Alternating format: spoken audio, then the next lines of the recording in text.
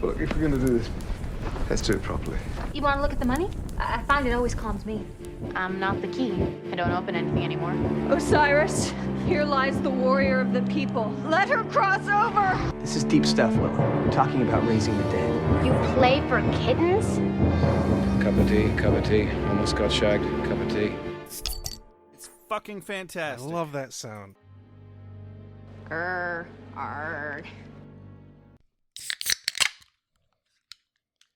Hello! Welcome to Beer with Buffy. I'm Rex. I'm Josh. Oh, man, that's good. I've been buying a lot more of this ginger beer at home lately since they started actually stocking it again, and it doesn't stop being so good. Yeah, I still just don't like the cans. It tastes different to me. It is not as good out of the can as it is out of the bottle. That is very, very true. Yeah, it's upsetting. Today on Beer with Buffy, we are reviewing Season 7, Episode 1, Lessons. Lucky number 11. I'm sad a little bit, but also very excited. Yeah, this is, it's been a long road, motherfuckers. Yeah. But we are there, at least for Buffy. Yep. It's still going to be another long road because we're interweaving Angel with this. We haven't talked about whether or not we're going to do the weird but technically more accurate canonical order of the episodes, or if we're just going to do the numerical order. Well, all I know is I personally do not have the spoons to necessarily keep well up with that. So, like, if you want us to do it that way, Josh, I'm game, but okay. I'm not going to be aware. I was going to, I'm giving way too much power to one of our random listeners who's very engaged with us. Geraint, I've mentioned him before, has brought up this thing. It's, he's the only reason I know anything about it. So I'm frankly just referring to him. I should probably, Google it once first or something. But I trust Geraint. I don't know why. I shouldn't trust random people, especially from England. Like, we liberated ourselves from you for a reason, but I don't trust. I don't know, man. I would like them to take us back. I really would too. Now, that would be much preferred. Right where I was about to go with that. Thank you. Anyway, my God, it's been a while. It's been a minute. Yeah, so much has happened. The world is in somehow more turmoil than when we left it. Yeah. I've had at least one mental breakdown in the time since we last recorded. You've had shoulder surgery. I got cut so bad. It made me wish I had not been cut so bad. I'm drinking a wine. We're back. Yeah. We're back. We're going to try and record regularly from here on out. That last episode was such a cock tease, I know. But that was just us trying to finish up from before after we had already taken a hiatus. And then we finished our hiatus. And it was a very, very long hiatus. Probably the longest we've ever taken. It was. And there's just a fuck ton going on. There was. We needed it. We both needed it. I've been off work for 7 weeks because of my shoulder. And suddenly Rex wants to record the evening before I go back to work tomorrow morning. I'm like, fuck you. I'm in. Let's go, I guess. I do want to say that was not planned. I know. I had a moment last week.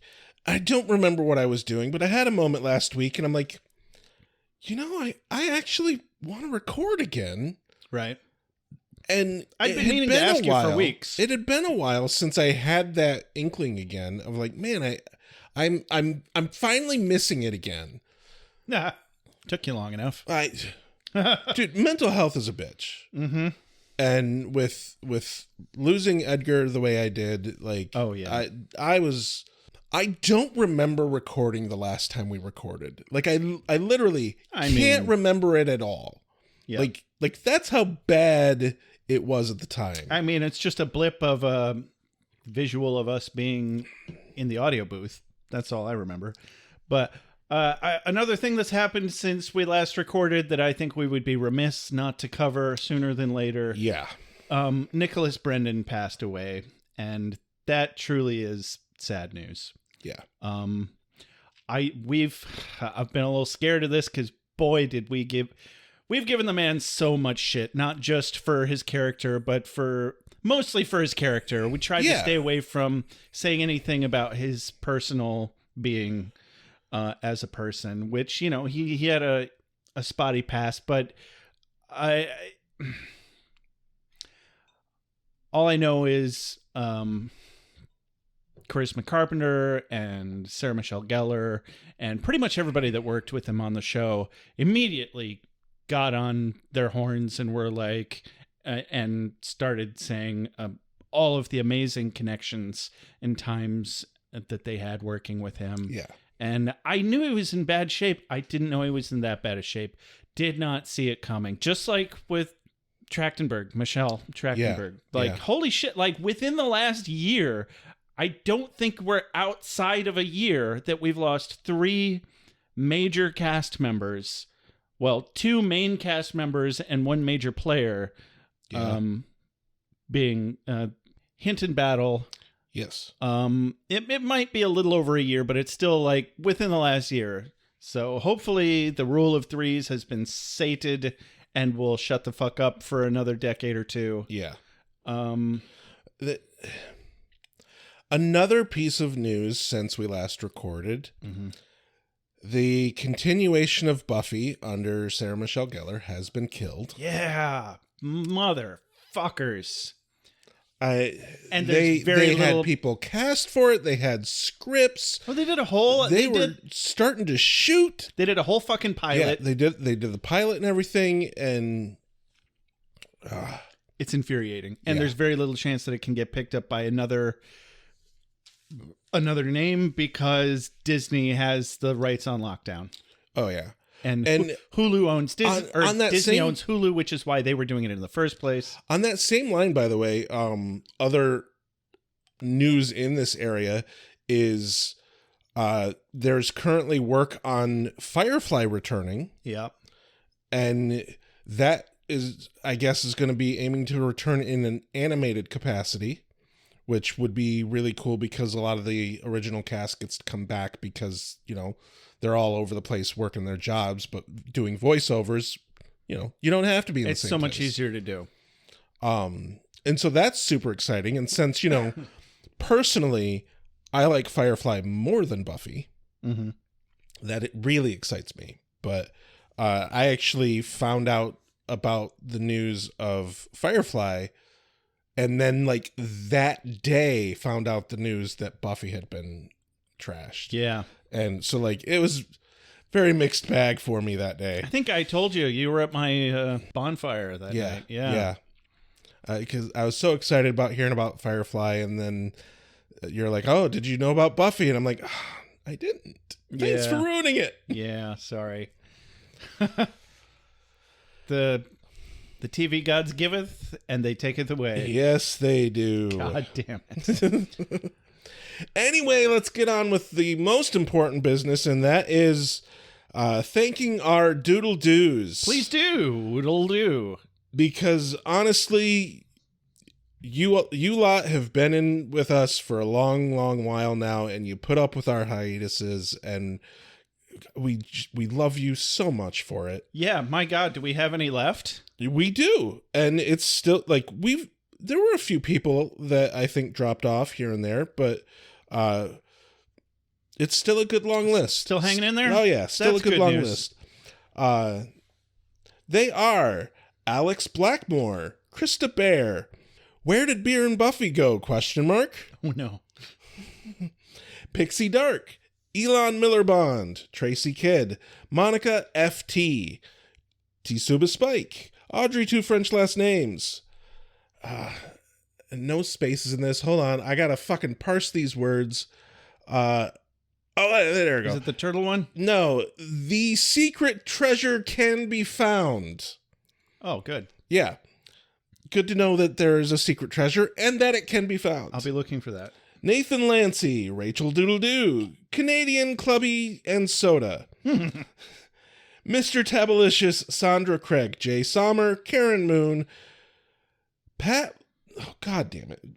the fucking foreign shit. I can't do that. I can barely speak English, people. Is it Le Gustan? Yes. Le Gustan, something. Las Tortugas. Yes.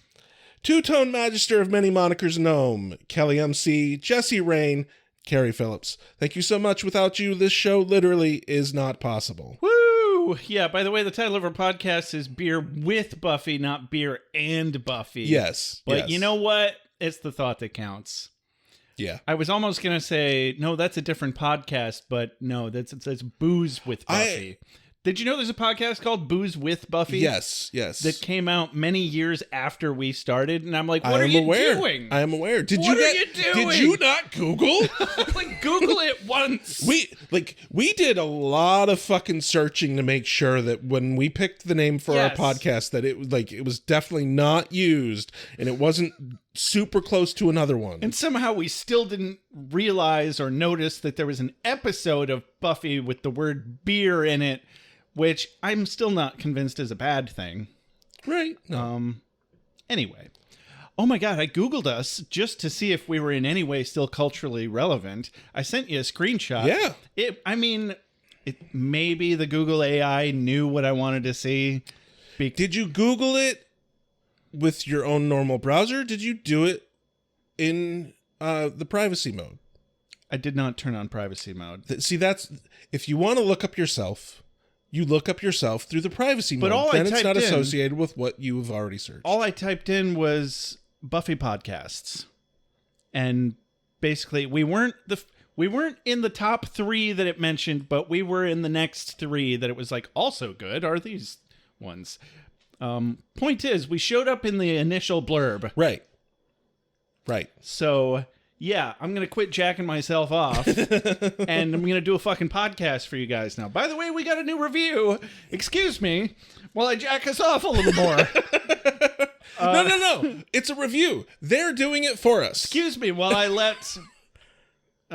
this user's name is Aunt, A-U-N-T. And as I mentioned last episode, we... do not have a good way to see the full name.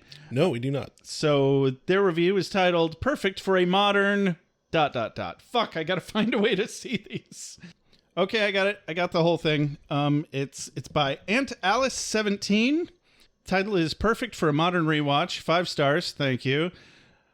Aunt Alice 17 says, "This show is the perfect companion for people who are rewatching the series with 2026 eyes.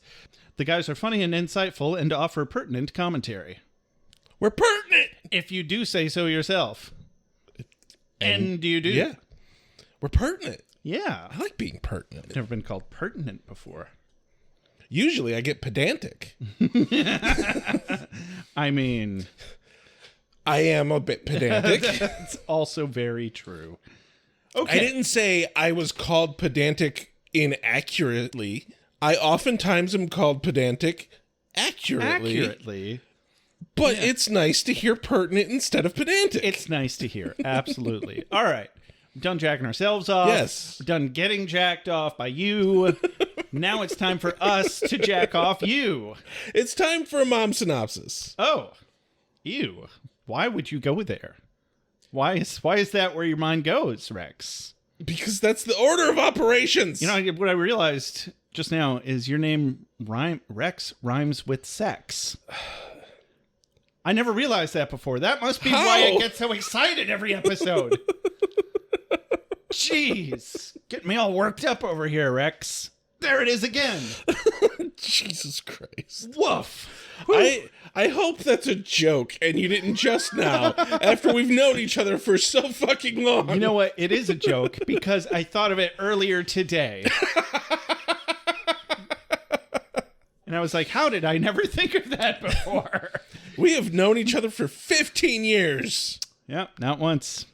You know, it's probably a subconscious thing that I did not want to realize and think of. Anyway, it's time for a mom synopsis. Get on with the show. Joshua! What are you doing, Joshua?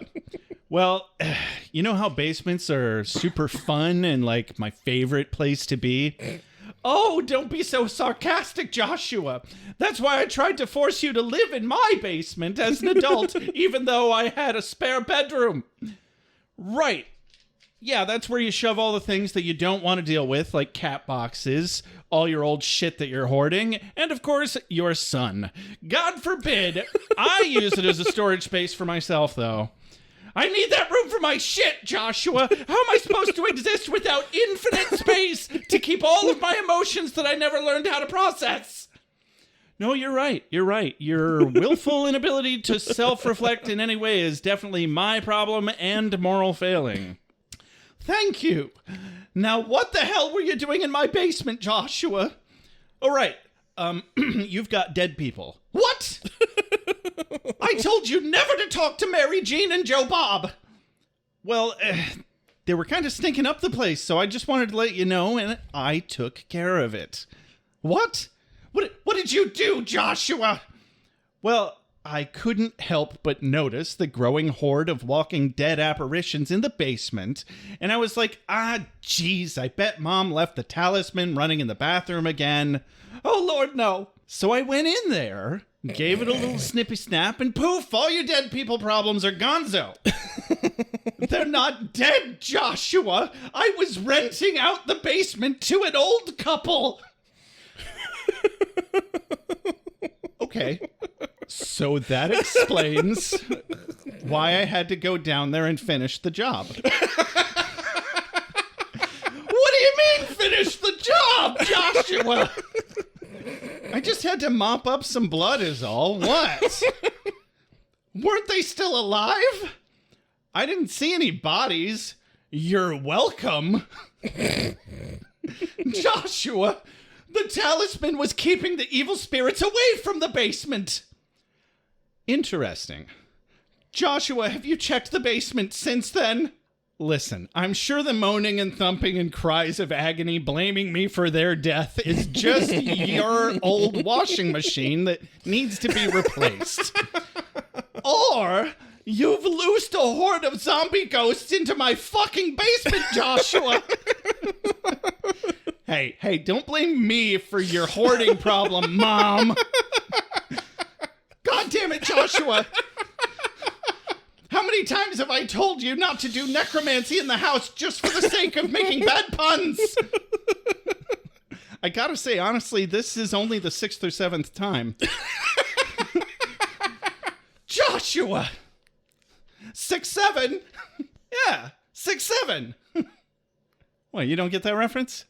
I don't. Oh! I'm sorry. So many people out there are gonna get it, though. It's worth it.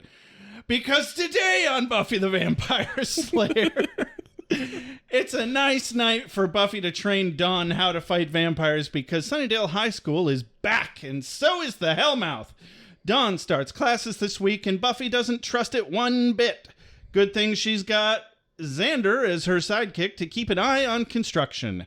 Buffy scopes the place out while Dawn goes to class. It's not long before some zombie ghosts make it crystal clear that the fuckery is far from over at Sunnydale High. Buffy has repeated run-ins with the new principal, Mr. Robin Wood, who is very well versed in Buffy's school records. Buffy and Xander save Dawn and a couple other poor bastard kids that find themselves trapped in the basement being chased by very mean zombie ghosts.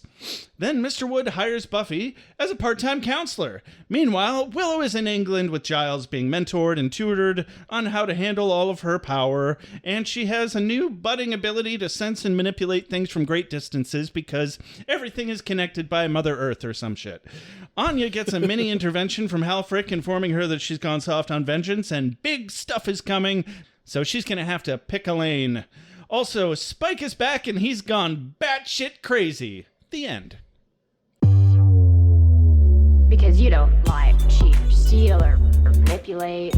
That's an idea you would have. Willow brought me back. Willow brought me back. I just lay there, a little post-mortem comedy. I'm going to marry Bob Dole and raise penguins. Spike, you have to move on.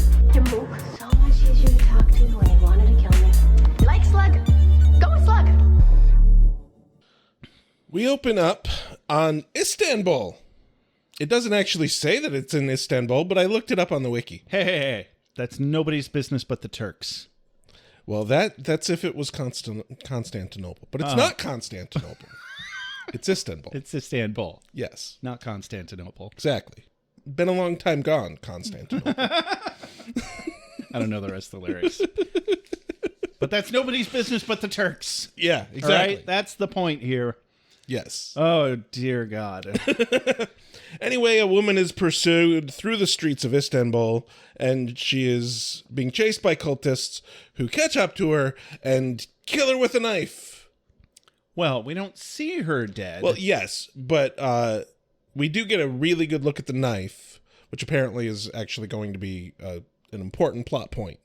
Next scene, we arrive back in Sunnydale in a graveyard, one of their many, many graveyards, where Buffy is training Dawn to fight vampires. Well, fucking time! I'll be damned. It's almost like she has a fucking talent for it or something. It's almost like she's been observing her fucking sister doing this thing for years. It's almost like she has clocked more field time than most of those fucking soldiers. Right. Just like Xander had. Right. That is a phrase that lives rent-free in my head. This child has clocked more field time than any of your soldiers. Oh, man, I think of that like every episode that Xander's in. Anyway, yeah, Buffy coaches Dawn slaying a vampire using a real vampire. He's stuck in the dirt, which is a comedic antithesis to the fact that Buffy is going on about how vampires have all the power and she's just a little girl. Woman, Dawn corrects her. Little woman because, you know, she was ahead of her time in the show. So the vampire's like, excuse me, I seem to be a little stuck in the dirt. I don't suppose one of you ladies could give me a hand, please. Buffy yanks him out by the collar, and he's like, thanks, because that'll be the last thing you... I also liked that he expressed confusion. He didn't know how he got down there into the grave. Right? I liked that little add-on. He probably didn't. No, like... I imagine... I don't even know how I got here. But the way he was playing innocent, yeah, I thought was hilarious.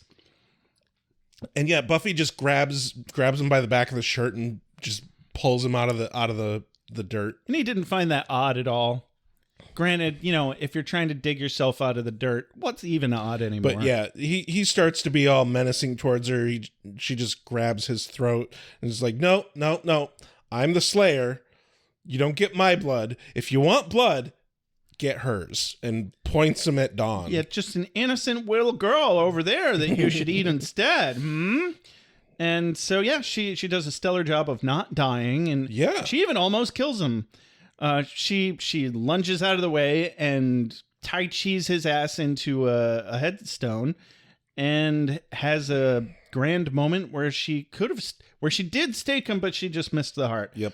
I mean, I don't know. I think based on the wild, reckless abandon of dozens of Buffy's kill, the aim does not matter that much, but whatever. I mean, it's got to matter at least a little. Yeah, you would think. It's nice to have it established that it does matter, even though there's been so many of Buffy's kills where I'm like, she didn't even make penetration, let alone hit the heart. Right. You know what? It's fine. But no, she misses the heart, and he does get a hold of her, and he's about to bite her, but then, of course, Buffy's like, no, fuck you, that's my sister, you die. Remember when I told you could have her blood? Well, I lied. I lied! Sorry. But no, the best part of this entire scene is Buffy just fucking compliments her. Right? Like, no, you should have done this better. No criticism, not even constructive criticism. It's like, no, you did pretty good. Mm-hmm. And even admits that the first time she attempted to stake a vamp, she missed the heart. Yeah. Well, and I just think it's telling that Dawn's probably so used to be Buffy scolding her for getting in any kind of danger that she forgot that this was a life training session because she's got so much, like, even though she knows this is a training session where she's supposed to be in danger, her nervous system won't let her believe that. Right. Because she's so used to being scolded by Buffy. But Buffy's finally doing the right thing here and like, no, you did good, kid. And their whole relationship this episode is just mwah. Primo. Yeah. Absolutely excellent. Wonderful. I can't wait for them to fuck it up. Buffy's lesson for the evening is it's real. It's always real. which sounds like oversimplified tripe, but I think I get what she's saying. Don't get bogged down in your training. Yeah. Remember what it's like to actually be in the field. Yeah, like you're in danger. Yeah. Act like it. Mm-hmm. But no, then they start talking about dreading what's coming and being prepared. I had a quote of the day here. Dawn says, "It's nothing. It's just a scrape. Plus, I had a plan the whole time." Buffy says, "Really?" Dawn says, "Yeah, I planned to get killed, come back as a vampire, and bite you." I just thought that was cute. And you know what? That's sisterly love right there. Oh, absolutely. Yeah, so they walk off into the night. Buffy's like, "Well, what's coming is going to be way worse than any vampires or demons now, you hear? Storms are coming." And opening credits. Oh, wait, no, sorry. Not opening credits. First, we get a short little snippet of the grand opening of Sunnydale High School. Cut to the Sunnydale High School where everything's all shiny and new, and they're having a ribbon-cutting ceremony by the principal, and hooray! And they explicitly say that this new school is built on the grounds of the old school. Oh, yeah. Very important info. Just to give that good little hint that, yes, this is on the Hellmouth. Yeah, land is expensive. We had to reuse it, even though we know it's haunted. Whatever. Opening sequence. You would never be able to convince me that the people who fucking funded that school didn't know. Oh. Yeah, it's haunted. We know it's haunted, but where else are we going to build it? I'm only marginally convinced that the principal doesn't know what the fuck's going on with this place. I mean, they even kind of covered it. Later, towards the end of the episode, he's like, "Well, I didn't get this because of seniority." Right. He got it because he's trying to work his way to the top. Yeah. But I just imagine the meeting where they're like, "Okay, I guess we'll rebuild the school where it was." Yeah. And I imagine like somebody's like, "Why don't we go we take that farm and we build it there?" And one dude's like, "No, we can't build the high school there. We have to put another cemetery there." Oh, you're right. We do need another graveyard in Sunnydale. That's all that the city is zoned for. Exactly. Graveyards, as far as the eye can see. Someday this will all be yours, Simba. Good God. Opening sequence. And cut to Westbury. Well, not cut to, but we come back to Westbury, England. Which, fun fact, these scenes are shot on Trilly Farm, which is Anthony Stewart's head farm. I'm aware. And that is his horse. Yes, it is. Horses are a very personal thing. Yeah. Fuck you for noticing. Why? It's a good thing. It's a very personal thing, Max. I also really want his coat. Oh yeah, I want his entire life.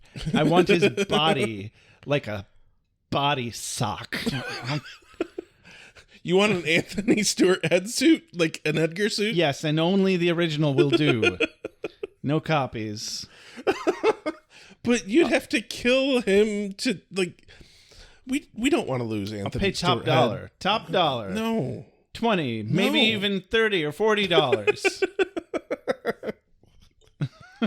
Anyway, Giles is riding a horse, then finds Willow sitting against a tree, approaches her, and she's using magic to bloom a flower. Specifically, a flower not native to England and instead native to Paraguay. Yeah, he's like, "Hey, that's not supposed to be there." I really expected him to scold her for it, but he didn't. Oh, right? Yeah, we're finally working past that. Like, hey, maybe it's really annoying when people scold each other.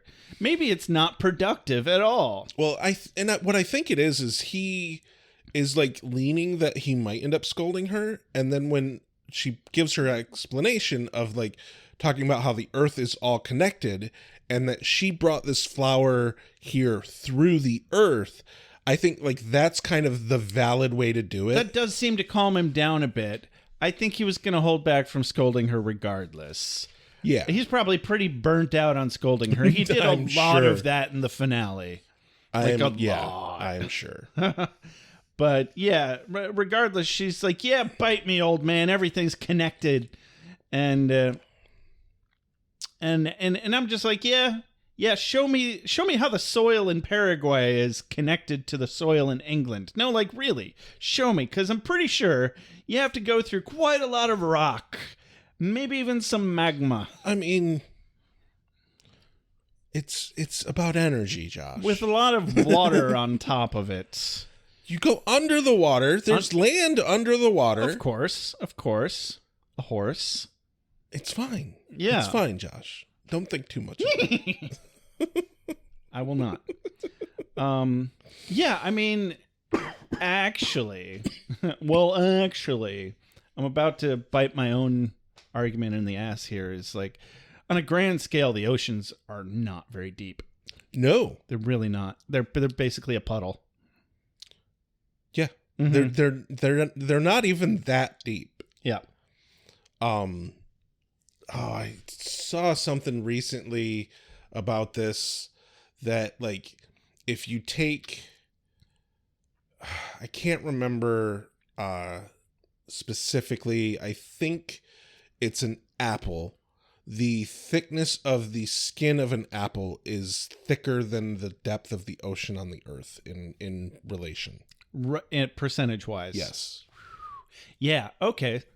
We're playing that game. So the visual that finally got my perspective to kick in was somebody said, so if Earth were the size of a marble, if you were a giant that could hold the Earth in your fingers like a marble, it would, if it were actually Earth, it would still feel as smooth as a marble.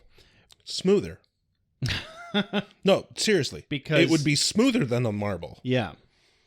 Like, the best one I always heard was a billiard ball. The Earth, in comparison to size, is smoother than a billiard ball. Like, the grooves of the pads of your fingers, of your fingerprints, are deeper than the tallest mountain. Yep. When we're looking at it from that, we're not even talking the tallest mountain. We're talking from the top of the tallest mountain to the lowest spot in the ocean. Mm-hmm. The distance between those two spots is a smaller distance in percentage of size, in scale, than the grooves in your finger. Yeah. Fucking so crazy. You know what? If she wants to believe that the world is connected, it is. Yeah, absolutely. Because no, it's a great premise for the magic. If nothing else, we are all at least still on one rock in a lot of nothingness. Yeah, absolutely. It's a hell of a lot more connected than if she were on Mars. Yep. Yeah, that's for sure. Or even the moon. Even the moon. To the moon. Anyway, she expresses to Giles that she feels the Coven is afraid of her. And he's like, well, can you fucking blame him? Yeah.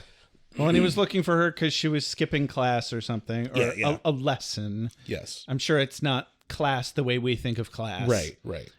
It's a coven, for Christ's sake. Yes. But they walk off and they're chatting, and she expresses to Giles that she's confused because she expected, coming to England, that she would be imprisoned or killed. Right. Something. Yeah. And his response... Why else would you go to England?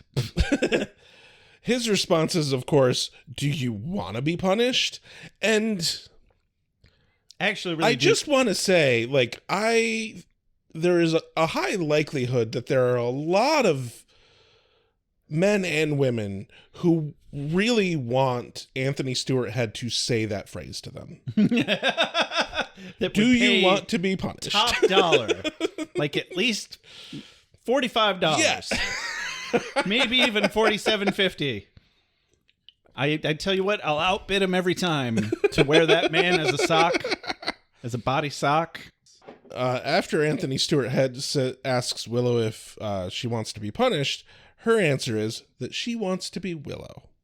Yeah. That isn't exactly the answer to the question. It's a yes or no. Do you want to be punished? Yeah, that was a cheap cop-out. You're right. I didn't, and I just let it go, too. I was like, well, of course she wants to be punished. She definitely seems somewhere like in the back of Anthony Stewart's mind, he's like, God damn it. I just want someone to want to be punished by me. I just want to punish Willow so badly, but I just need her permission to do it. Jeez. I just want her to call me Daddy. Oh, she'll do it, Giles. Oh, yeah. Oh, she'll do it. They're not related. It's fine. It's totally appropriate. Never mind that they knew each other in high school. Forget about that. When she was in high school and he was in a position of power over her. Forget. Okay. All right. This is officially inappropriate. Welcome to Beer with Buffy. Where we're highly inappropriate. Highly inappropriate. If we're going to do this, let's do it properly.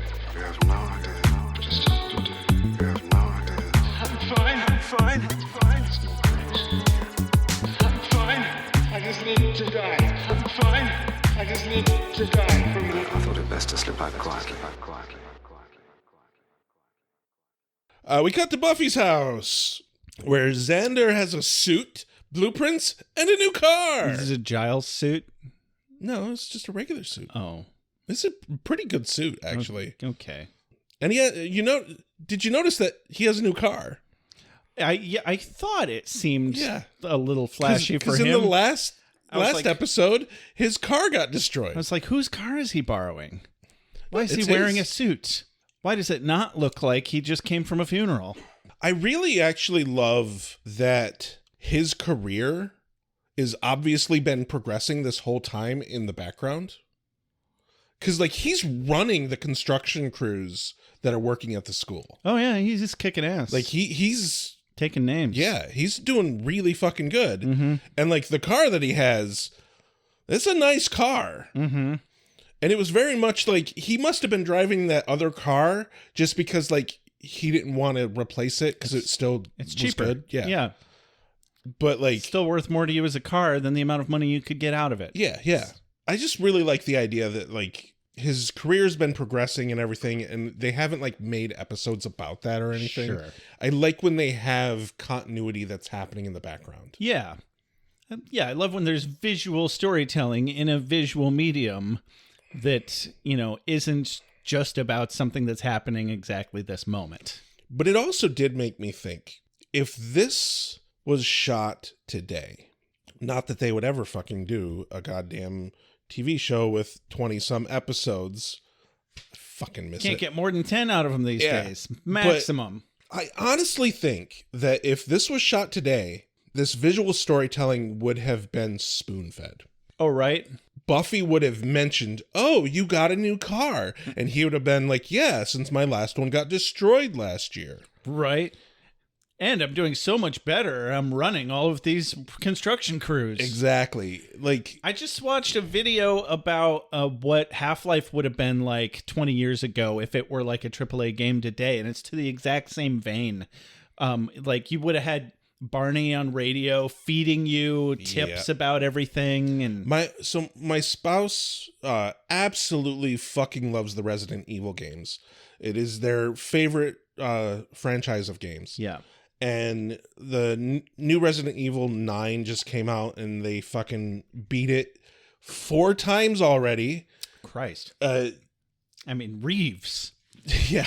And then since they beat that 4 times, they're like, oh, I should play some of the other ones. And saw that a bunch of them were on sale, so bought the entirety of the Resident Evil library.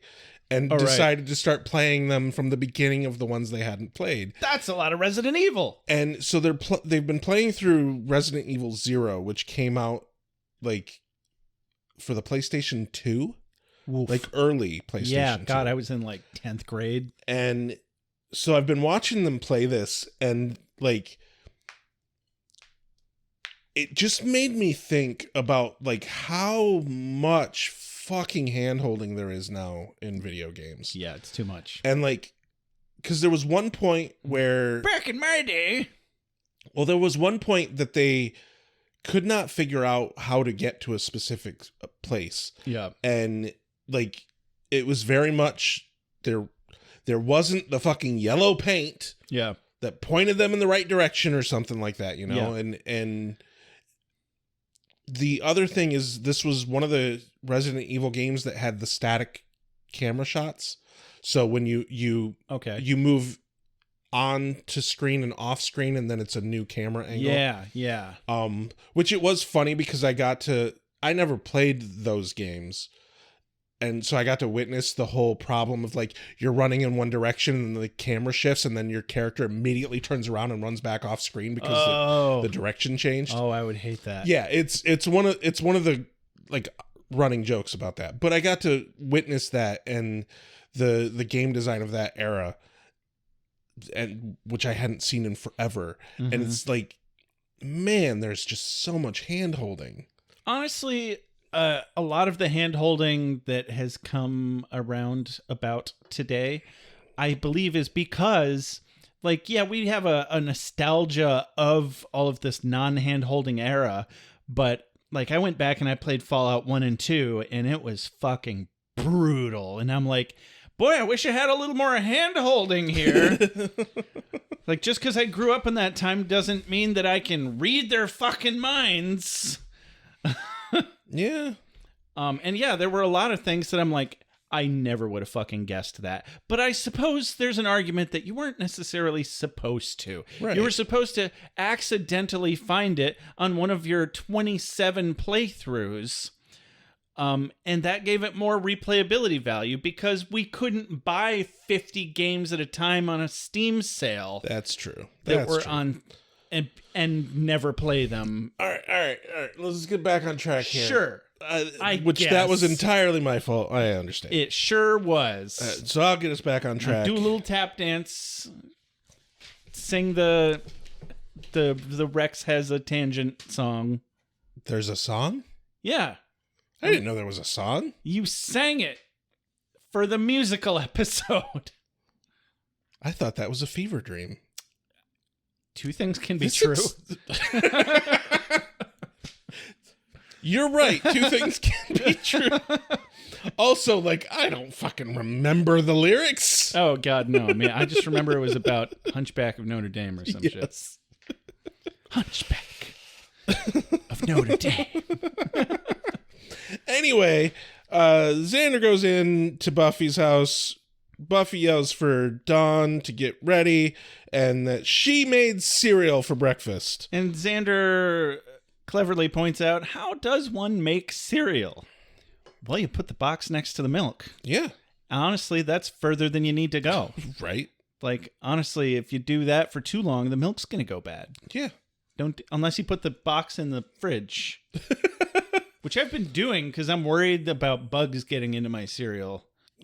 Even though I haven't seen any, I'm just in advance paranoid about it. See, I don't even buy cereal anymore. I just make granola. Like, the moment I learned how to make granola, I'm like, this is the easiest fucking thing on the planet. Well, la-di fucking da. It's really easy, though. Pin a rose on your nose. Anyway, Xander brought a gift for Buffy, and that is the blueprints of the school. Probably a good thing to have. Yes. And it makes good sense canonically. Yes. That he would have access to these. Exactly. He works there, building shit. My God, how far into this episode are we? Not very. And this is where we're at. Holy shit. Anyway, as Xander starts to show her the blueprints, Dawn comes down and starts talking to Xander. And of course, Buffy's like, oh, you're going to be late. One of my quotes here. She tells Dawn, go talk with your mouth full. Yeah. That's subversion. I like it. It was clever. It was cute. I liked it. Anyway, the blueprints don't show any weird shit like secret passageways or pentagrams or otherwise crazy fuckery, but the principal's office has taken the place of the library on top of the Hellmouth. I also want to just mention that the new school has a shockingly similar layout, blueprint-wise, to the old school, and the size of the library on the blueprints is the size of the principal's office on the blueprints. Yeah. And just let me say, that is a huge fucking office. Huge fucking office. I wonder if they obviously reused some of the structure of the old building. This is a... I don't think they would have been, like, legally able to do that. It doesn't seem like it, but they didn't fill in the basement. You can still get into the basement. That's the old basement. There's nothing saying that it is the old basement. I guess maybe not. Sure looks like an old basement, but then again, it's a basement. Right. It's still a basement. It's supposed to be dark and scary. I did look up, like, where they were filming it. Mm-hmm. So this was actually at a community college versus where they shot for the other high school. Oh, it's not the old school. It's completely different That location. makes sense that they would do that. I was going to say, it looked more like a college campus now. Yeah, it definitely had the college campus vibe. Yeah. But they chose courtyard. it. They chose it specifically because it was a brand new building. Yeah. And they're like, okay, let's find a new school to shoot at. That's a new school. Yeah. But yeah, they point out that either the principal is evil or he's in a lot of danger. Or he's fucked. Yeah. Yeah. Either way. I mean, possibly both. Right. Definitely if he's the evil. The last two were eaten. Yeah. And Snyder was frankly pretty evil also. Yeah. So he really was. If they're evil, then they're definitely fucked. Yes. Because Buffy ain't gonna let that shit slide. No. Anyway, before Dawn leaves, Xander reminds Buffy to give her this gift, or asks if she's given Dawn this gift yet. And she's like, I was saving it for right now, apparently. Hands it to Dawn, and she's like, ooh, is it a weapon? And cut away. Buffy is like, sure. I mean, it is. Let's see. It's open to interpretation. You call it whatever you want, honey. But we don't see what it is. So, cut to Sunnydale High School. Yes, where Buffy is going to walk Dawn to class. Right. And I'm just immediately like, don't do that. Like, I appreciate some of the back and forth between Buffy and Dawn here. Oh, yeah. Because, like, it's so obvious that Dawn is like, okay, Buffy is freaking out about this school and, like, can acknowledge that maybe Buffy has a valid point to do so. Yeah. And so there's a certain amount of, like, placating that Dawn is doing. Like, okay, I know that I'm not going to be able to fight you walking me to class, so I'll just let this happen. Mm-hmm. And, like, but there is a certain point where it's like, okay, we've reached the line. I'm going to class now. Bye. Yeah. Even though she doesn't nearly make it to the classroom with her. Right. Which makes me wonder how she knows which classroom to go to later, but neither here nor there. But we get another quote of the day here. Buffy's given her the rundown of what to look out for and says, stay away from hyena people or any lizardy type athletes, or if you see anyone that's invisible. And Dawn says, I think we can agree that I'm definitely not going to see anyone that's invisible. But love it. My quote of the day from this section was, you could still drop out. Only nerds finish high school. Right. And then later she's fucking trying to get the principal to preemptively expel her. Yes. I'm like, man, Buffy's pulling out all the stops here. And she wants to keep it legit at least. Right. Like, she could just not send... You know what? Well, she did also the option mention... she overlooked here was homeschooling. Right. She could have just done She did homeschooling. also mention to Xander earlier when he asked how she was, she expressed that she can't move Dawn to a different school district and can't afford a private school. Afford a private school. I could imagine that, like, she kind of wouldn't be able to manage homeschooling Dawn. What I mean, no, I think she could. From what little I know about homeschooling is it doesn't take much time. It's mostly self-study. You get them the materials and you help them with it when you have time. You could go to work. But also, I would strongly suspect that, like, not only does Dawn need socializing, but B, absolutely, Buffy needs Dawn to be kept somewhere a good chunk of the time. Yeah. Like, go here, stay here. I have to go do other things. No, it would not be a good idea for her to try homeschooling. No. Dawn would not have any of that. No. She'd turn into a psycho fucking rebel so fast. Oh, yeah. Oh, definitely. Yeah, because that's exactly what all the homeschool people I've ever met have been like. Actually, it's quite the opposite. Anyway, we're not going to talk about my ex-girlfriend right now. So,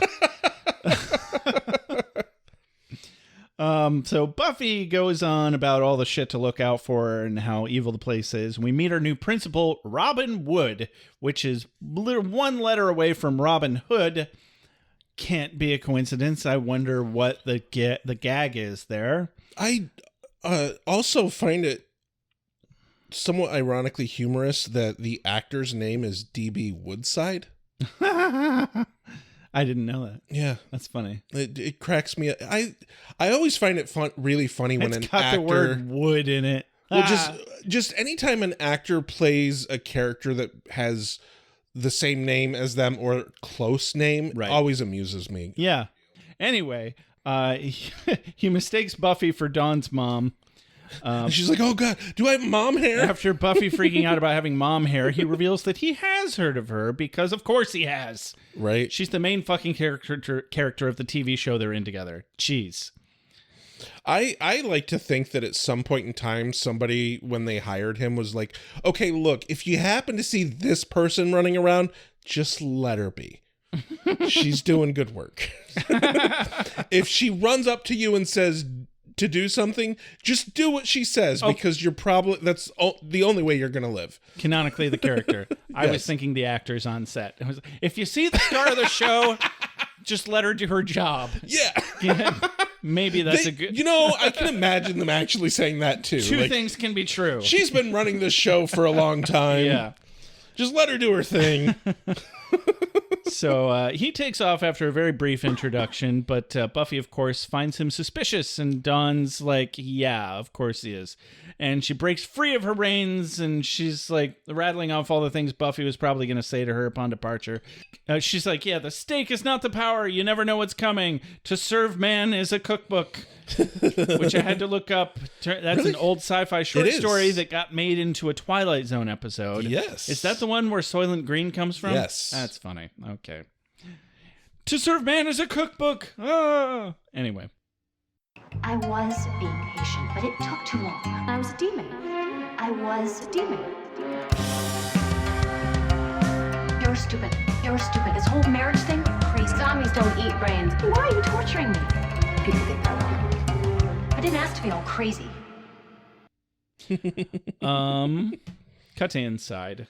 Yes, where Buffy just fucking wanders the halls. This is a thing that would be not remotely goddamn allowed in any fucking school on the goddamn entire United States. Yeah, like, I was saying, man, not a fucking one. You really couldn't do that anymore today, No. and you definitely would have gotten a lot of side eye then. You'd have to get a fucking visitor's pass. And yeah, I wouldn't be surprised if they goddamn fingerprint you at this point. Right? Yeah, exactly. Well, no, I can tell you, in my school district that I work for, I go to different buildings all the time where they don't have a fucking clue who I am. And until they did learn who I was, I had to check in like any other schlub. And still not that good of security at an elementary school. Like, yeah, they get your name and they make sure to check your ID. But I could still just be some random asshole off the street. Goddamn orphan killing machine. That had a good man. story, you know? It's a goddamn orphan killing machine. Anyway. Buffy wanders the halls. Dawn goes to her first class. Buffy decides to go into the bathroom and check herself out in the mirror, making sure at least one more time that she definitely does not have mom hair. And then, of course, she starts seeing dead people. Like you do when you're in the high school that's on a Hellmouth. Yeah. I honestly was surprised it didn't happen earlier. Right. I was frankly pretty sure that the first shot that we have of Kit walking in front of the camera, I was like, oh, she's going to be an evil or dead person. Right. Yeah. Right. But of course we run into her later, but you remember seeing her Yeah. In the beginning, right? Yeah. She gives the side eye to Buffy as they're walking I was in. like, she's definitely 30 years old. She shouldn't be at a high school at all. And then I started looking at all the other actors that were behind them playing extras, and I'm like, all these people are at least 24. What I find particularly funny is especially the scene when we have Dawn in class. Yeah. Dawn looks like the youngest person in the room. Absolutely. Because she's the only one that's the right age for the show. Exactly. Like the rest of them definitely look like they are all adults or early 20s. 100%. Like and even when the show started, Buffy was the only one that was actually the right age for the show. And she was even older than high school. No, I think was she? I'm positive. Oh yeah, she was like 18 or 19 though. Yeah, at least. She was a legal adult, but she was still a teenager. Yeah. Whereas Chris McCarpenter was the oldest at like 28 or 29. She wasn't that old. She was in her early 20s though. Yeah. Okay. I'm not going to argue about that right now. But yeah, Buffy starts seeing dead people, and then while Dawn is standing up... And when she also saw some random kid with a basketball... Oh, yeah. And she tries to chase him, but he disappears, and the camera lingers on the basement door for a second. That says no student access. We're like, ooh, is he a ghost? But while Dawn is fucking standing up in front of the class, introducing herself, which I fucking hated this shit when I was in school. Oh, yeah. Fucking hated it. Yeah. And look how well socialized you are now. Right? You're sitting here doing a podcast with me. Well, I'm white, so I at some level I'm required to do a podcast, aren't I? Yeah, but ours is actually marginally successful. Yeah. So it's definitely not unsuccessful. I said marginally. I said marginally. But while Dawn is introducing herself, Buffy rushes into the room, screams, "It's not safe!" Just entirely embarrassing. Poor Dawn. She was like, "It's okay. I brought condoms." Buffy was like, "Wait, what?" That'd have been a great line, honestly. Whole classroom. That would have won her whole social life back. Right there. Yeah. Well, mostly because she'd be the condom girl. So never mind. That actually that could have gone a really bad direction for her. It's super fucking awkward, and Buffy, of course, tries to play it off, and like, you can't. It's like, oh, I thought you were in danger of smoking. Your best hope is that her story is her sister escaped from the asylum. And like, the best thing that, like, Dawn does say, "Oh yeah, and I have a sister," and then it cuts away. But I like to think that she was smart enough to say, "And I have a sister who is fucking insane." Because that's the only way to save yourself in that scenario. I think I'd have been like, I don't know her. She must have picked a name at random that happened to be mine. Right. Don't know what else to tell you. I don't know what to tell you. I know I look a lot like a Dawn. You know, I just have the look. People think my name is Dawn. Like right here, right now on this podcast, I can say, "Hey, Ryan, fuck you." Yeah, you. And I probably just alienated at least 3 people. Like, yeah, it's pretty good odds. Pretty good odds. Ryan is a pretty common name. Fuck you, man. Fuck that guy. No, you're all right. You're all right. I know a couple of good Ryans. I know a couple of asshole Ryans too, actually. Yeah, don't we all? I know a couple of good ones. Went to high school with one that turned out to be a literal schizophrenic who then like threatened me on social media, and I think it got his account permanently banned. I let him do my taxes once. That guy. It was a bad idea. Yeah, I remember that year. It was a bad year for me. I remember. Oh, man. Luckily, that's more than 7 years ago now. Yeah. Anyway, moving on. We go to a coffee shop where a duet is playing, and apparently this duet is a band, but I couldn't find fucking any information on them real whatsoever. band? Yeah, that is a thing that they do in this show. Yeah, but they were good singers. It's the same band apparently who was playing the song that was playing when Xander and Anya got engaged. Oh, which is really cool. But I also could not find fucking anything on this duo at all. Like they're named it, and they don't even have a wiki. So you're saying Anya called it, that they broke up after like 3 weeks, Probably, and we're just clawing for a vengeance demon. Must be. But they don't look like they're the same age either. Like they don't look like a couple to me. I don't know if they were, but they don't look it. But yeah, anyway, Anya says that she doesn't give him more than a couple of weeks, and they'll be begging for vengeance, and Halfrick is like, oh, scary, and she's like, what the fuck is that supposed to mean? And Halfrick's like, I mean, you know, you're just going a little soft. Listen, sugar tits. Well, I'm gonna hold your hand when I tell you this, but there's some big shit coming, and word on the street is you've gone a little bit soft, super soft. They call you soft serve. So you know what? Stop it. And Anya's like, hey, which brings me to another quote. Anya's like, what is this, an intervention? Shouldn't I have all my demon friends here?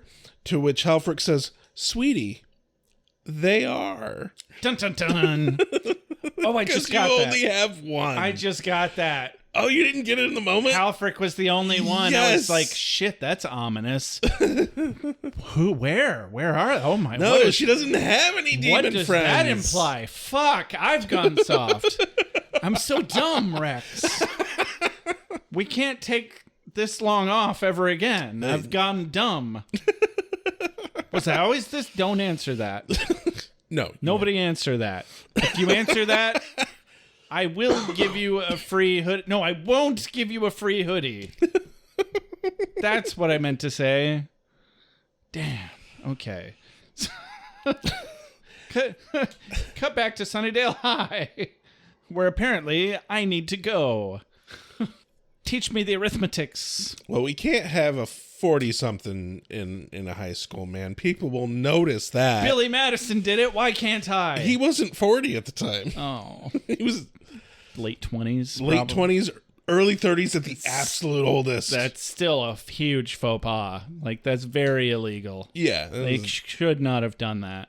Could not, should not, would not in a shoe, would not in a box. Would not with you. I shan't in a cat. I shan't in the locks. Anyway, Buffy meets with Xander to tell Xander about the ghost zombies. Because, you know, ghost zombies, they're a problem. They're just infesting everything. And the whole tone here is like, she's like, see, I'm not crazy. This place is a hellhole. Yeah, I get you, Buff. I get you. I appreciate that her worries and fears about the high school were fucking confirmed right out the gate. Out of the gate. First day. They're not fucking around with this season. They're like, we got one season left, guys. We're going to do it right. Okay. We're not going to have any half-season long cock teases. Right out of the gate. Zombie ghosts. Right out of the gate. Zombies or ghosts? Zombies or ghosts? I don't want to make a decision. Zombie ghosts. Yes. Love it. Love it. So, I forgot to mention earlier, Xander said there were crews working on stuff like reinforcing the gym and some other area. Yeah, because apparently they're not actually done building the school. Right, yeah, which seems like a bit of a liability, but what are you going to do? What are you going to do? But yeah, I'm sure it's perfectly fine having a bunch of random unknown construction men in your high school. They could do background. So they wouldn't, though. It's real handy that Xander's on campus, Yes. though. Real handy. So, yeah, she tells him... It's also very obvious that they're like, let's give an excuse for Xander to be there. Exactly. So because like it's already a stretch that Buffy's still there. Like, exactly. Go home, Buffy. What is Buffy's excuse other than we're just making her overbearing, just like Joyce was? Which is a good reason, honestly. Right. Like that tracks. So runs in the blood. It does. So she tells Xander about the bathroom zombies, pontificates that all this means something, but what? And so back in class, Dawn gets asked to borrow a pencil by this guy sitting next to her. And I'm like, on the first day, man, fuck. Right, you didn't bring a pencil on the first day. You know what? If that's what you think of the first day, then you don't deserve a pencil. You deserve to get behind immediately. But she gives him one anyway because she's a fucking saint. And because she's a saint, she gets stabbed in the eye. Yeah, he turns into a zombie first and then fucking stabs her in the eye. And she falls over screaming, "Ah! The zombie stabbed me in the eye." But then everyone's staring at her and she's like, "By which I mean a bee." Right. That I am very allergic to. Which when she does get up, there is nobody sitting there anymore. Right. Yeah. It's an empty chair. Which I want to go back and rewatch the previous scene. I thought about doing that, but I ran out of time. Wonder if he was there when Buffy was there, because that would actually be really creepy. Yeah. I didn't have time to do it. I'm not going to do it right now because it's late at night and I'm 2 glasses deep into the wine. Yes. we have a show to get on with. On with the show. Yes. She claims that the bee went into her eye and she's highly allergic. Can I go to the bathroom? And the teacher is very unteacher-like and says, yes, of go course. right ahead. Yeah, you're an adult. You can do whatever. You don't have to ask me. No, that's not how high school works. It's a fucking prison. No. Are you kidding me? Are you kidding me? Yes, they are, actually. It's a TV show. There's nothing serious about it. I was going to say something. No, never mind. Oh, sorry. I fucked your pig right in the dog. Anyway, Buffy heads back into the school to try and figure out what's going on with the ghost zombies, and then immediately runs back into Principal Wood. And yeah, he gets more ominous every single time she talks to him. Mr. Woody, it's almost like you never left. I do like that he questions why the fuck she's still here. I can't help but notice that you're still here. Yes. In this high school that you don't work at. Or attend. Let's fix that, but not yet. Yeah, not yet. I'm not the key. I'm not the key. It's not like anyone's coming after me. I don't open it to me anymore. You're back on the Magics. But I'm fine. I'm fine. Did you kill that guy? I'm fine alone. Cut to the bathroom where Dawn... She's gone to the safest place she could possibly be. Not the nurse's office where, in case she had been stung, might not die. Right. But she knows she's not actually allergic to bees. I don't know. My school didn't have a nurse's office. Maybe they don't have one. I don't know if mine did either. I don't even know if they carried EpiPens. Probably not. Probably not. But she thinks that she hears another kid or person, or maybe it's a ghost, crying in a stall. One way or another, soft crying coming from another stall. Yes. And if you've ever played Left 4 Dead, yes, that is an ominous thing indeed. Yes. Yeah. That game just really, cemented the idea of hearing crying in a distance is creepy. It really did. I picked that up and played it some just the other day and was like, this is still a pretty decent game. Pretty solid game. I'm going to, rather than jumping back and forth to Buffy, I'm going to just go through. I did the same thing. So, turns out this fellow student, her name is Kit. She also saw zombies. Mm-hmm. Well, she says that they're definitely not alone. Right. She doesn't say anything about zombies or ghosts. Yeah, well, she expresses to Dawn that I can't tell you what I saw because you won't believe me. And Dawn is like, bitch, try me. Try me. You don't know who you're talking to. I am the king of believing you. Mm-hmm. But yeah, they, not very long after they start to chat, they see all the zombies in the mirror, the lights explode, and when they go to run out, the floor collapses. Xander, that's some shoddy work. The fucking first day, the floor collapses. That is just bad construction. That is some shoddy masonry work. Masonry and carpentry and everything. And all of the above, yeah. Yep, oh man, I couldn't stand how they took their sweet-ass time getting out of the bathroom. I'm like, why are you even still in the bathroom? Right? You should have fucking teleported out at the you should have ran straight for the exit, not the stall. Oh, it's just like a horror flick. Then from there, we cut to England, where apparently Willow is having some sort of premonition about the Hellmouth. Mm-hmm. Which, yeah, you would. Yeah, she felt the shake in the ground, or not the shake, but she felt energy. the signals Yes. or whatever, the magical something connection in the ground, and she sensed that the Hellmouth is awakening. Whether it was that specific event or not, she can tell that some shit's gone wrong. Well, and she expresses that there is evil and darkness in the earth, and it has teeth, and then Giles is like, oh, the Hellmouth. Dun, dun, dun. And back to the Hellmouth, where Kit helps Dawn get up. They're in the basement now. Yep. Or at least they're on a pile of rubble that is significantly lower down than the bathroom was. Yes. That's all we really know at the moment. They're under the bathroom. Which probably means it's the basement. And they agree they need to get the fuck out. Yes. They immediately run into another student named Carlos. Mm-hmm. Just real quick, first we cut back to Buffy and Mr. Wood, where I have a quote of the day. Mr. Wood says, the school board recommended I spend a little time reading about your record. It's quite a page-turner. Kind of a checkered past. Buffy says, more like plaid, kind of a Clan Tartan of badness, really. But there were factors. It was, as soon as she said plaid, it was like, quote of the day. more of a plaid, really. That's what got me. I was like, ha, plaid. That's still checkered. It's different, though. It's different. It's a little different. It's technically different. Slightly different.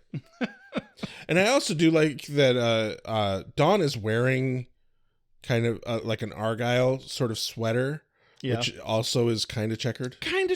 Yeah. It's a little bit checkered. Yeah.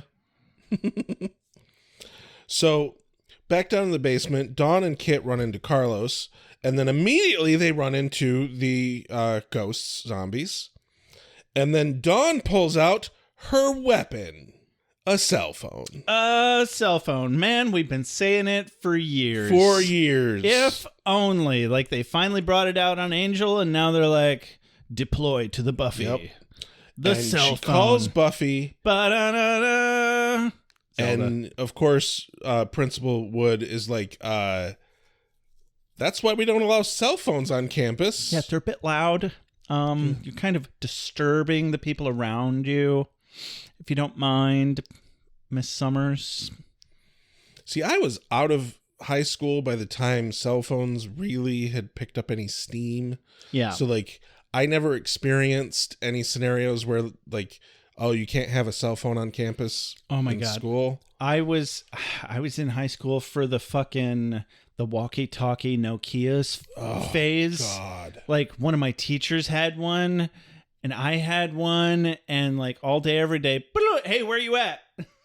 I fucking hated was those so much. It was so stupid. I loved it though. I remember one of the incidences I had very early on that just cemented how much I hated those things was I was in Meyer, and an aisle over, this woman was having a very long conversation on their fucking, and it was just back and constantly. Yeah. And like, I was trying to focus on getting groceries and like hearing her whole conversation, and she was talking really loud, and she had the fucking volume up on the goddamn thing as loud as it could get. For people that are too young to remember this, by the way, what I mean is this was not an open phone call conversation where there was some random beeping in between.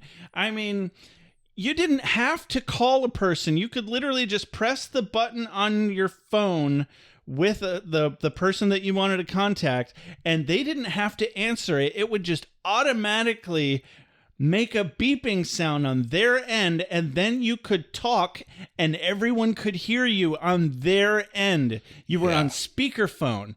You had this crazy power. It was louder and more obnoxious than an actual walkie-talkie. Granted, you had to opt into it. Right. So you couldn't do that with just anybody, but the people that were opted into it were the most hated people for a solid couple of years. Yeah. Definitely. It was fucking stupid. Anyway, she calls Buffy,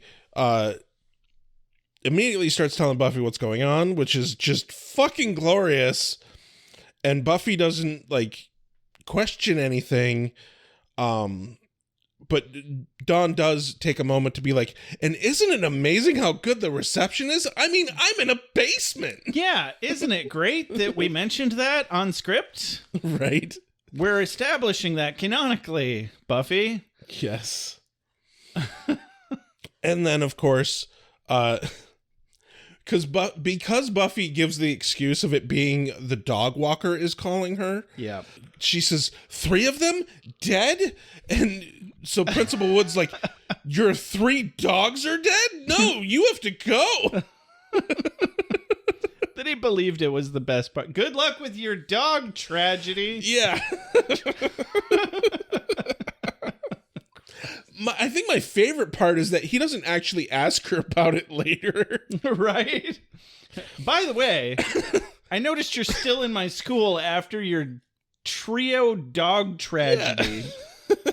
Would you like a job? You know what? Never mind. He's probably evil. Buffy runs to the bathroom where there is a convenient hole to the basement. Mm-hmm. Which, nice that she happened to know exactly what bathroom that Dawn was in when it collapsed. It's the same one that she went to earlier. Right. But how many bathrooms are in a school, man? A lot. But it makes sense that it's the first one she would check.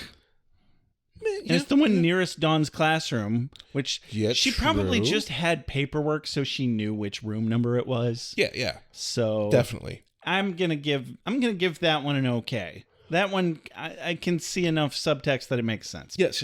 So she sees the hole in the floor. Visual storytelling, Josh. Yes, exactly. So the last thing we see of Dawn is a dead hand grabbing her throat. Jeez. She's like, hey, where'd they go? And cut to the bathroom. Buffy does not even hesitate to jump into this hole in the floor. She's like, hey, a hole in the floor. That's my cup of tea. Don't mind if I do. Come on in, the water's fine. And she cautiously searches the basement hallways, and after a moment she calls Dawn. We can hear the phone ringing nearby very ominously. Yes. The janitor picks up and tells her that she's too late. As Buffy rounds the corner, she sees him talking, and he's not holding the phone. No. I don't understand how this part works, because later Dawn still has the phone, but you know what? It's fine. It is fine. Whatever, I guess. So there's a theme with all these zombie ghosts. They blame her for their death. I think that's just their shtick. They don't even know who Buffy is. But Buffy has to call a timeout and be like, listen, fuckers, I don't care how you died. And I'm like, damn, harsh. Right. But who can blame her? She just wants to get her sister back, and they're all blockading this hallway while going on about being in a maze. You'll never find her. This is our place now. It's built on our graves and shit. And they fight. So Buffy and then immediately Buffy's like, oh, I think maybe she's in that door that is behind you that you're obviously blocking me from. Yeah, that couldn't possibly be the thing that I need to get to. She lands a few good hits on these fuckers and is ultimately not able to beat her way past them, giggity. So she just leaps over them instead and manages to claw the door open while being pawed at by these extremely ineffectual Walking Dead. Yes. Speaking of, spikety, spikety, spikety, spikety, spike! Yes. The crazy version. And dramatic commercial break. No, Spike seems to be in the basement, and then he looks at Buffy. He says, Buffy, duck. Yeah. And she goes, what? There's a duck and then gets hit in the head. Yeah, so That's a good joke. Buffy is just as crazy for ducks as I am, apparently. Yeah. I tried some duck eggs recently. They're quite good. You're welcome. Do you want any more duck eggs, by the way? We'll talk about that later. No. We got to do this right now. No, let's talk about that later. $2.50 a half a dozen. We'll talk about that later. It's coming out of your $100 allowance, though. Duck eggs. Anyway, Spike is a bit crazy. It happens. Yeah, she asks if he's real, but he's clearly gone absolutely cuckoo for Cocoa Puffs. I really want to know the process at which he got his, because we know when he got his soul, he was in South America. Okay. I want to know the process of he got his soul and then over the summer made it all the way back to Sunnydale. Ooh. Batshit crazy because he got his soul. Good point. Yeah, he's not completely gone. I think he's still banging around in there somewhere. He just can't necessarily carry a coherent conversation yet. So he knew where to go, I guess, but he is still a vampire, and traveling during the daytime is trying at best. Huh. Anyway, yeah, so Buffy's like, I like ducks, and the janitor's like, quack, quack, motherfucker. But, with a pipe on her head. So she fights the zombies a little more. She manages to knock the janitor down and get in a different location with Spike, where slams the door on his head. Yeah, his head is in the doorway, and she slams the door repeatedly on his head, and that looks like it would hurt like hell. Yeah, quite a lot. And it must hurt them because they stop for a little bit. Mm-hmm. Never mind that they are, in fact, already dead. Right. They're intact enough that they can be hurt. So she muses that the zombies will probably make their way in soon enough, but Spike reassures her that it's just the three of them. And that's the last of the coherent anythings that he says this episode. Yes. The thing is, though, it's only the two of them in the room. And it's still ominous as fuck. Yeah. And she doesn't even stop to be like, wait, three? Right. She's just like, I'll handle it when we get there. Yeah. It's not like she didn't hear him. She heard him. Yeah, she heard him. She's like, three? All right. That's better than the zombies. When she leaves, she even is like, I'm going to deal with this later. Bye. I'm going to get back to you.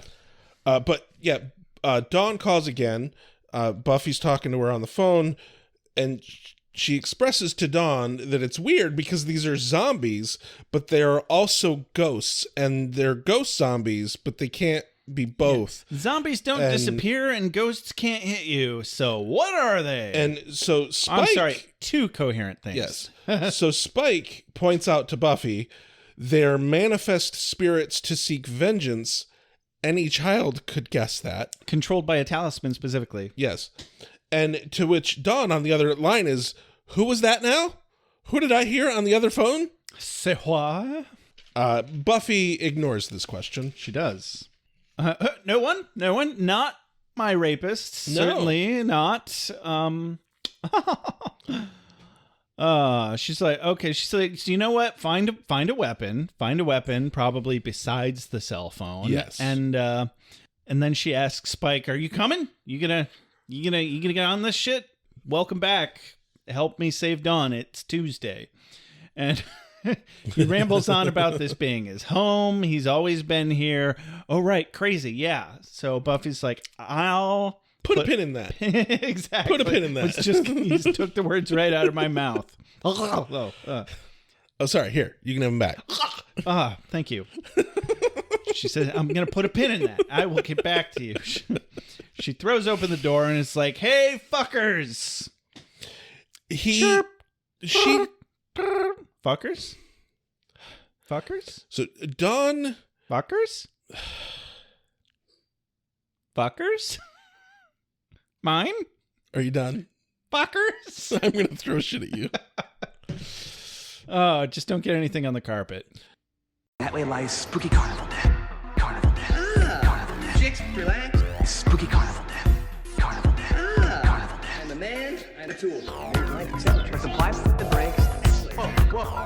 Talking about raising the dead. Job well done. So Dawn gets a bag of bricks, very handy weapon. As long as the purse doesn't break.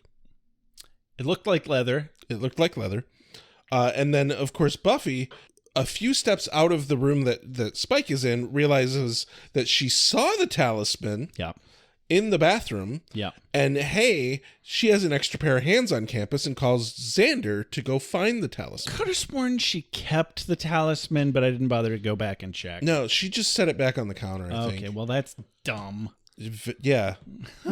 Well, that's obviously a fucking talisman. Right? Don't want anything to do with that. I'm going to leave that right there. Yeah.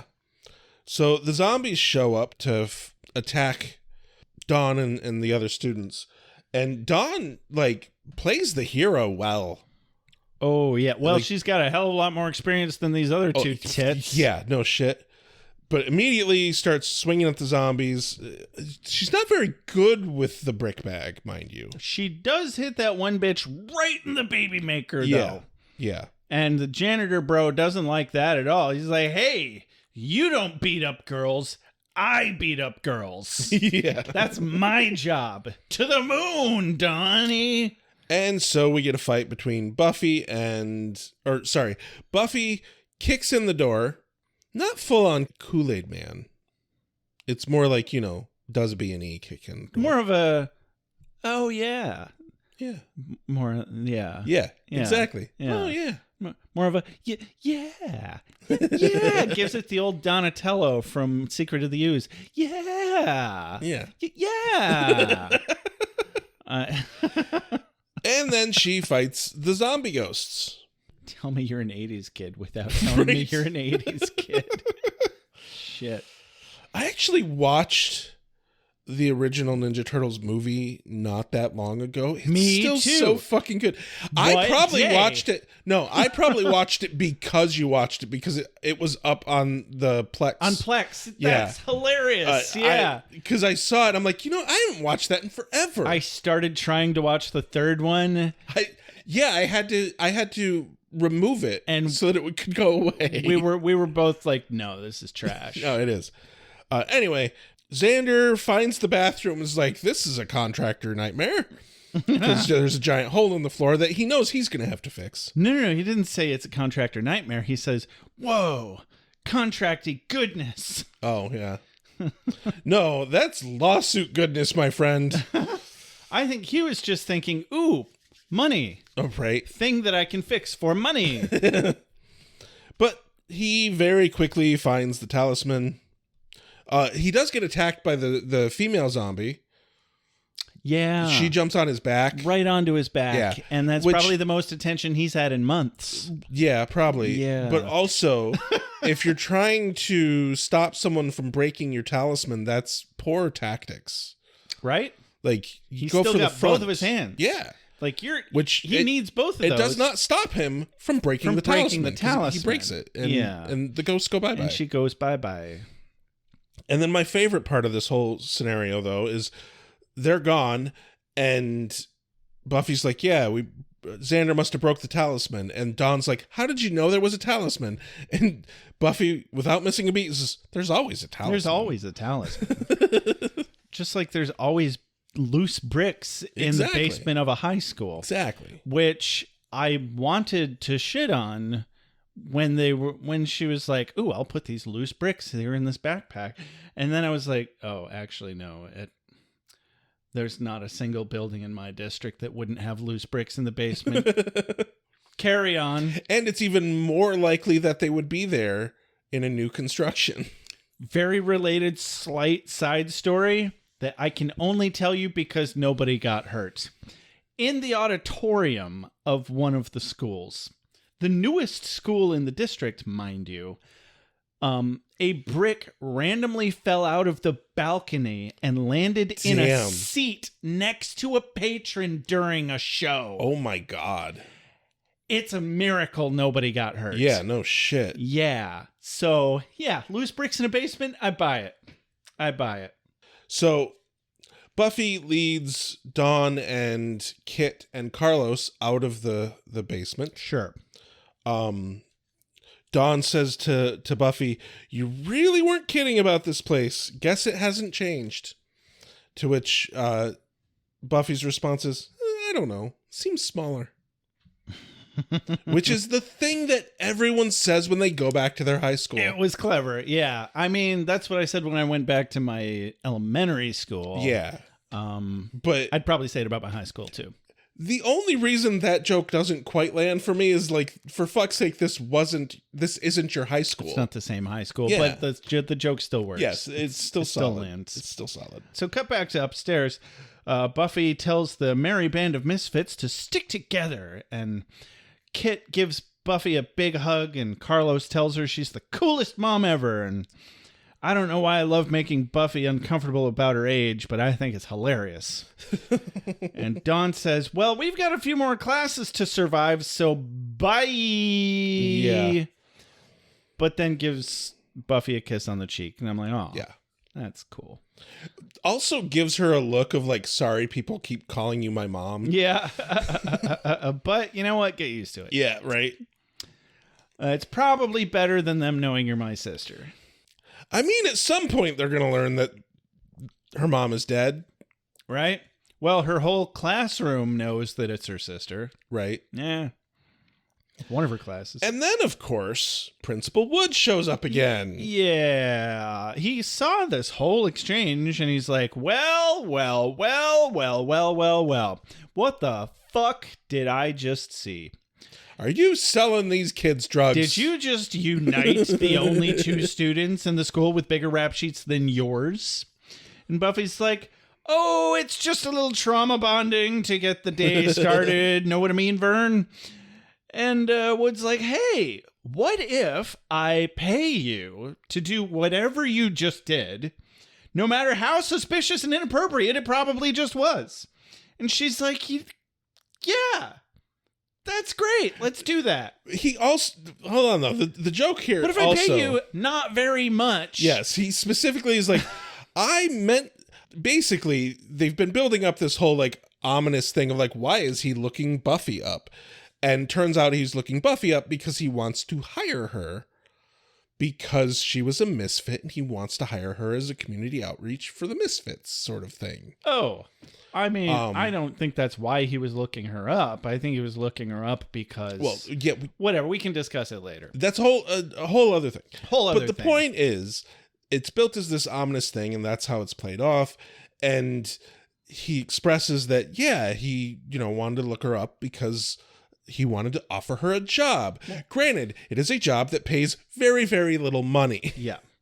I legitimately think he was not sold on the idea of hiring her until after he saw how she related to these students that he saw as misfits. Right. And I would objectively so. It sounds like they've got a lot of run-ins based on their history, and I still hate. I'm just like, well, that means they have bad home lives and probably not any money. They weren't quite there yet at this day and age. Sure, they're getting close to understanding. They're on their way. They're on their way. Yeah, but wait, money makes people not suck until they have too much money, and then they suck a lot. Yeah, weird. But I think my favorite part about this is when Buffy enthusiastically says, "Yes, I will take the job." Sure, he practically tries to talk her out of it. Right. Which she might actually still work at Double Meat Palace at this point. That's what I was thinking. I was like, I bet she does. I'm assuming she does. Yeah. She described her schedule as fantastic. Right. So after she accepts the job, he just reminds her, you did hear me about the not much money, right? Just making sure. And she doesn't even care because she's just so worried about Dawn that she wants to be around. And also, the chances that this job doesn't pay more than her fucking fast food gig, come on. Oh, man, that makes me want a Big Mac so bad. Don't do it. I can't help myself sometimes. So cut to the basement where Spike crouches where Buffy left him, and he's muttering something about having a speech, but she wouldn't understand. And then we get this pretty generic little villain monologue from nearly every single big bag that ever happened on Buffy the Vampire Slayer. I mean, isn't it every single one? in order. It is, well, almost. Basically, yes. There's a couple tiny exceptions. I'll wait till afterwards to discuss that. But let's say for all intents and purposes, yes, it is every big bad. So, yeah, because it goes in order from where we're at backwards. It starts with Warren to Glory to Adam to the mayor. Drusilla represents season 2, and then the Masters. So it's and obviously Spike can't be one of them. I mean, I guess he could, but they didn't go that route. Well, it would have probably required money to shoot it that they didn't want to have camera to pay. tricks. Yeah, it's easier to get Drusilla back in. But also, I think it's better from the standpoint of the entity like digging at his brain. He wouldn't have responded to himself. But also, they've made a point of not reperoxiding his hair, so he's got black roots. That would have fucked up continuity between episodes if they had to redo his hair. Yeah. So anyway, yeah, and so it's a pretty standard. This monologue really, all it burns down to, because I went back and I read through it a couple of times, and all it came down to is, I'm more than flesh and blood. Everyone will be talking about me. I have her and you right where I want you. Did you think getting your soul back would make you your own man again? No, you're mine. You'll always be mine. We're going back to the very beginning, and we'll all learn about ourselves. It's not about right and wrong. It's about power. Like, it couldn't be more of a generic villain speech when you think of it as all having been said by one person, but feels all over the place and maniacal as fuck, being read each little section by these different brilliant actors. More specifically, not just the brilliant actors or anything, but every single time the character changes, it's spoken in the voice of the actor, the way that they spoke and everything. In character. It's not just spoken in character by the actor. Right. It's written in character as well. And so like when the mayor shows up, he says it the exact way that the mayor would say it. Yeah. And it gives you this idea of like, I kind of would love to hear the speech from each one of them in whole. Mm-hmm. Just to see. That'd be kind of cool. Oh, right? Yeah. That'd be kind of cool. See, because it was easier and because I couldn't make sense of it otherwise. That's why I sat and read through it. And I specifically skipped over in my mind the names of the characters saying the lines. Yeah. So that I could just figure out what the fuck the speech was about. Turns out, not much. Very generic fucking villain speech here. Very standard megalomania, blah, I'm going to end the world or something.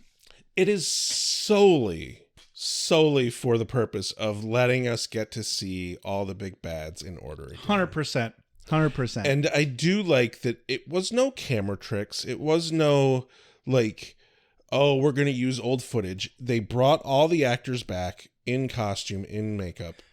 Like, full makeup. Yeah. And I know for a fact they had to do all of that there and then on set at that particular, and maybe not in one day, but at that filming session. Yeah. No matter how long it took them. And like the Masters makeup alone takes hours. Right. Adam's makeup takes hours to do. It was such a big investment. I can since we got to actually talk to Mark Metcalf. Yeah. That's the thing we did. We did that. We did that. And the mayor. Two of those actors. Yes. But like the fact Sorry, we weren't done jacking ourselves off. After like talking to him, I can totally see the way that phone call went. That he got a call from his agents. They're like, "Hey, they want you back for this one shot on a Buffy episode. You know, are you down to do it?" Mm-hmm. And he had been like, makeup and all. You know what? Yeah, because he loved doing that character. I feel like every single one of these people loved like at the very least, Mark Metcalf and Harry Groener. Yeah. These people love acting. Like when we called Harry Groener, when I contacted Harry Groener to see if he was available and if he was interested, he was busy doing a stage play. You have to love acting, right? If you're doing a stage play. If you're a retired screen actor and you're not doing stage plays, then I'm not going to say that means you didn't love acting, but you didn't like it as much as people that are doing stage plays, right? Because no matter how big it is, you're not getting paid very much, and it's so much more work. The whole thing, like, the speech is generic, but it is just really fucking cool to see them all. It is. It was still a really fun speech, regardless of when you break it down, the actual essence of it. Well, we got a whole season for that. And I do like that they end the note of it's about power on the same note that they started the episode, you know? Yeah. I like that. Yeah. I like that. They've got all the power. It comes all around. Good call. Yeah. All right. Gerarg. Sodding, blimey, shagging, knickers, bollocks. I'm English. Call me horny. I saved the Scooby. Call me desperate for a shag. I'll show you mine. Fresh out of place. You should have been dead 100 years ago. And we're the only ones who are really alive. How'd you feel about this episode, Rex? I thought it was absolutely fucking fantastic. Oh, yeah. Like, this felt like quintessential Buffy. Yeah. Like, this felt like Monster of the Week, quintessential Buffy. It didn't have any, like, weird awkwardness of, like, God, why are they acting like this? Why aren't they why are they being so fucking pissy to each other sort of bullshit? Yeah, people finally started being nice to each other again. Right. It's like, oh, these people do fucking love each other. They're bringing us back to the high school. It's been 3 years. I love that out of the gate, the high school is a fucking hellhole because it's on the Hellmouth. And, like, I love the idea of that being a plot point. Like, the absolute earliest moment it could be a hellhole, it is, because it's on the Hellmouth. And, like, there's no delay. Yeah. I love that. Absolutely. And I just want to point out that it hasn't just been 3 years canonically in the show. For us specifically, it has been real life 3 years since we've seen them at the high school. It has. At least. Because I don't know off the top of my head how many seasons we're averaging per year, but I want to say it's about one. Maybe one. Yeah. Since we've thrown Angel in there, it's been a little helter-skelter. Yeah, it's a little harder. But no, I think it was really good. It was paced well, for fuck's sake. Yeah. Like, there was no moment where I'm like, oh God, they're taking too long with this. Yeah. They didn't linger where they didn't need to. And there's definitely some ways that I actually kind of expected it to. Like, I expected them to fucking wander around lost in the basement for a lot longer than they did. Yeah. But they didn't hem and haw with any of it. And I honestly get the feeling that Dawn could have maybe even worked shit out without Buffy there. Honestly, I think they're working towards that, but they didn't want to blow their whole load in the first episode, you know? But it could have been fun if they'd gone that route. I bet they're working up towards that. I also hope that Kit returns and they're like good friends. Yeah, I'm wondering if they're for fuck's sake, Dawn needs a good best friend that, like, they love a good awkward goth girl in this show. Yeah, they need, and since they killed off Tara, right now they got to cast another one. I feel like Kit and Carlos don't come back at all, but I don't remember shit. And that's the premise. I don't of this remember if they do or podcast. not. I don't remember if they do or not. But do you agree it was good? How'd you feel about it? Of course. Yeah. I'm just excited to be back watching Buffy and reviewing it again. I mean, that's also very possible. But I have no qualms immediately about this episode. There were a couple spots where I was like, I could make a plot hole emporium out of that, but it'd be stretched. Right. So I didn't.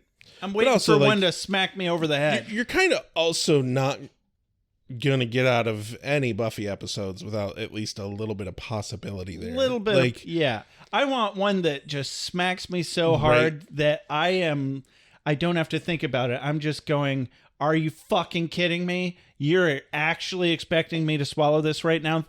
And that we just don't get that very much later on in Buffy or frankly, Angel. We're going to have a couple more for Angel. I'm positive. We're going to have a couple more. I guarantee. So, what was your quote of the day? I'm going to give it to Dawn from the beginning of the episode where she says, I had a plan the whole time. Buffy says, really? Dawn says, yeah, I plan to get killed, come back as a vampire and bite you.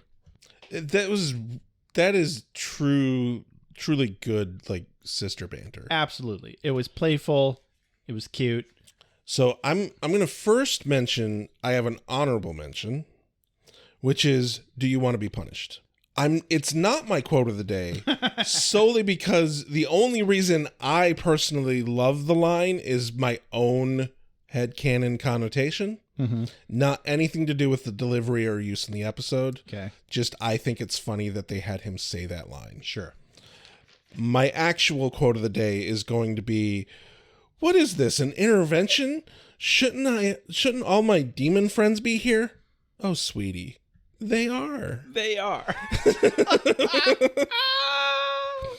Oh, Anya. And that one is definitely because, like, A, it was a solid delivery, and B, it's just a really good landed joke. Yeah. Like, super good. Except completely lost on me, apparently. Fuck. And also, I think I have to pick it, too, because, like, hey, I spotted it first. That doesn't happen very often. Yeah. You're usually much more on the ball with the humor stuff than I am. Yeah. Yeah. I'd have gotten there eventually. Maybe. Probably not. Probably not. If I wasn't doing a podcast about it. Well, shit. You know what, Rex? What's that? This has been another episode of Beer with Buffy. It has indeed. Don't forget to follow us on Blue Sky. You can still like us on Facebook. I haven't been able to kick the habit just yet. You can also review us on iTunes. It's one of the best ways that you can help us. We're up to 80 reviews. Once we get to 100, we're going to give away a new hoodie. And also keep in mind, if you have reviewed us on iTunes, even if you did it way back when and haven't claimed your free sticker, email us with a screenshot and we will send you a free sticker. We don't keep track of who's claimed a sticker. If you want another sticker, let us know. Honestly, yeah. We don't do it very often. Let us know if you want a sticker. Email us. Guess what? You can do that. Or first of all, if you'd like to just buy a sticker, if you'd like to support us financially like that, you can go to www.beerwithbuffy.com/shop. Or just go to beerwithbuffy.com and there's links. You'll find it. You're internet savvy. You're smart. We trust you. Yeah. You don't need yellow paint to tell you where to go. Probably. But if you don't want to buy a sticker, or if you don't, you know what? Anyway, we'll give you a free sticker. Yeah. Preferably in exchange for a review. But also, if you just want to give us your money because you love us that much, you can head on over to patreon.com/beerwithbuffy and do exactly that. Yeah. We love it. We'll say your name at the beginning of the episode. If anybody has any good suggestions on the types of perks that we can do, let us know. We've been woefully out of ideas for that for a long time. Yeah, we really have never had any good ones. We would still name your cat. I'm a little burned out on that since somebody's told us that their cat died right after we named them. But yeah, that was pretty heartbreaking. It was a bit dark. Yeah, a little bit dark. I'm so sorry. Anyway, if you would like to contact us about anything or a free sticker, mostly, you can email us at beerwithbuffy@gmail.com. Or you can leave us a voicemail or text us at 269-743-0783. Yes. Yeah. This has been Beer with Buffy. I'm Josh. I'm Rex. Have a good night. Keanu Speed Rex. Reeves be with you. Whoa.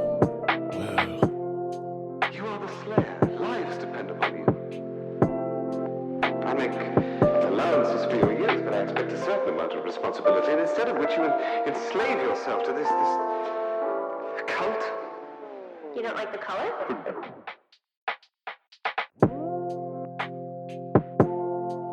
You have a sacred birthright. You were chosen to destroy vampires, not to wave pom-poms at people. Why can't you people just leave me alone? You are the Slayer.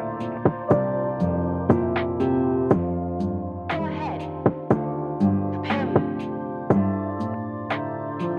I'm a watcher. I haven't the skill. Oh, come on. By appealing to your common sense. Werewolves, incubi, succubi, everything you've ever dreaded was under your bed but told yourself couldn't be by the light of day. One gal in all the world. Common sense. One gal in all the world. It was a bit, British, wasn't it? Whee! Wait, what have we done? Why are we watching this?